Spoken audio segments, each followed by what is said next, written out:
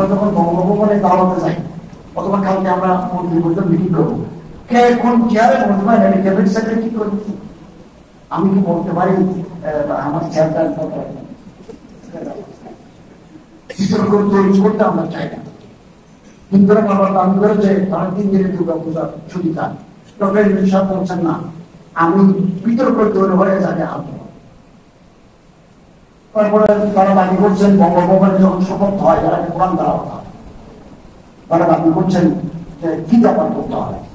তারা বললাম তাহলে ক্যাবিনেট সেক্রেটারির সাথে দেখা করেন। ক্যাবিনেট সেক্রেটারি বললেন, সচিব বললেন যে স্বাধীনতার পর থেকে 53 বছরে কোরআনেই তেলাওয়াত হচ্ছে, এখন যেটা আরেকটা তেলাওয়াত দিই এটা নিয়ে আমরা আপত্তি করবো, আমরা ওদিকে যেতে চাই। অনেক কাজ করা হবে, রাষ্ট্রীয় স্বীকৃত সংসদে পাস করা একটা আইন, এটা কোনো প্রজ্ঞাপন্য এটাই আছে, সংসদে পাস করা একটা আইন গেজেট হয়েছে। অতএব আপনারা দাবি করেন আমি শিক্ষামন্ত্রীর কাছে যদি 10% করে দেবো, কিন্তু আপনারা কিন্তু দাবি জানেন না, এমন দাবি জানাবেন, ফোরাম দাবি জানাবেন, জবাবর মাতারের দাবি জানাবেন, মাতারের কর্মীর ওনারা আবেদন জানাবেন, সরকারের আবেদন জানাবেন, আমাদের যে দিকে আছে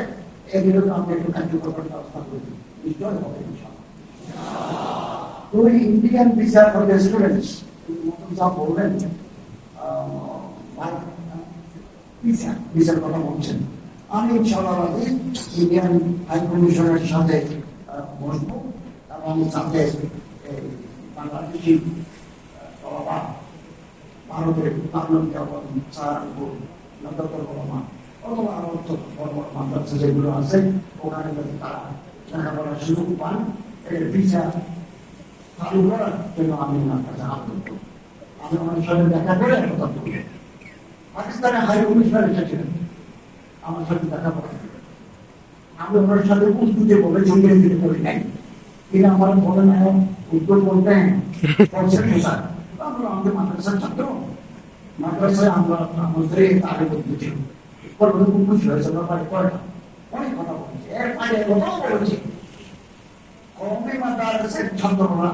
করাচি দারুল জামিয়া বিক্টোরিয়া, জামিয়া ইসলামিয়া বিক্টোরিয়া টাউন খায়রুল মাদারিস বলতে হাদিস, ফিকহ এবং আরো কিছু সাবজেক্ট আছে, ওরা আল্লাহ নবীকে উচ্চ শিক্ষা গ্রহণ করতে চান, আপনি ভিসার ব্যবস্থা করে দেন, স্কলারশিপের ব্যবস্থা করে দেন। তিনি বলছেন সেটা আমি চিন্তা করে দেখো, চিন্তা করে দেখো। মারমানুল জাহাদ হেফাজতের এটা বলতেছেন, আমি স্যারের সাথে পরিচয় করাই দিয়েছি, ওনারাও দাবি তুলছেন, তো দাবিটা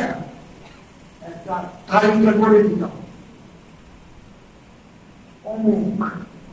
ঠিকানায় মামলা নম্বর এত, থানা হাটাচারি, আদালত হাটাচারি, আদালত চট্টগ্রাম, এভাবে করে দেন, তৈরি হচ্ছে, আমার হেফাজতের লোকরা করবেন, তৈরি হচ্ছে, এটা দেন, ইনশাআল্লাহ কোনো মামলা থাকবে না, আমরা উদ্ধার করবো। মনের মধ্যে হাটাচারি আপনারা কলেজের মন্ত্রী সাহেব বলেছেন, আমি বিরাটের মধ্যে জিজ্ঞাসা করলাম কি হবে, তিনি বলছেন সেখানে মসজিদ হওয়ার কথা, ওখানে মনে মসজিদ হবে, স্থান বদলাবে না, কেবলমাত্র পরিবেশ অধিদপ্তর আমাদের কাছে ছাড়পত্র চেয়েছে, এখানে মসজিদ করলে পরিবেশের কোনো ক্ষতি হবে না, এটাও আদায় হয়ে গেছে, কাজ শুরু হয়ে যাবে ইনশাআল্লাহ। অতএব কথা শেষ, আমি আপনাদেরকে বলবো মন বড় করে আগামী দিনে আপনাদেরকে চালাতে হবে, মাদ্রাসা চালাবেন, মসজিদ চালাবেন, খানাকা চালাবেন, এই খানা চালাবেন, সংসদ চালাবেন, রাষ্ট্র চালাবার দায়িত্ব আপনাদের কাছে দিতে হবে। কিভাবে নিতে হয় এগুলো আপনারা জানেন, কি পদ্ধতিতে নিতে হয় চালাবেন, আপনারাই চালান না, ওটাই আপনাদের দৃষ্টিভঙ্গি বড় হতে হবে। ومن يتحيط صعود الجبال يعيش عبر النهار عين الكفر উঁচু পাহাড় দেখে যদি কেউ ভয় পায়, সৌদাল কিতাব